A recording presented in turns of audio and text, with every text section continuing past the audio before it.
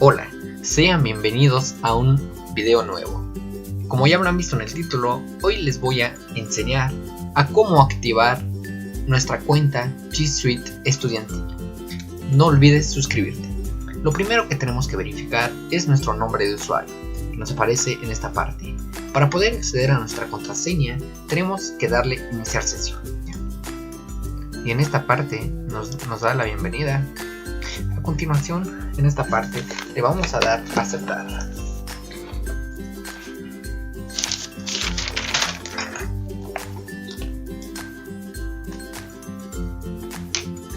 Una vez que le demos en aceptar, hay que crear una contraseña.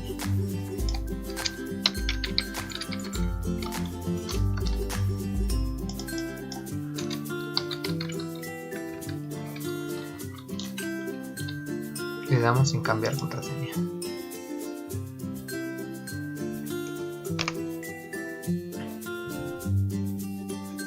Una vez que lo creemos, nos da el acceso para poder entrar al panel de control principal, que es G Suite.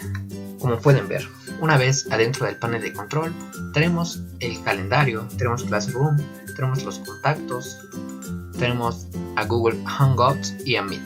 Esos son los principales que se ocuparán.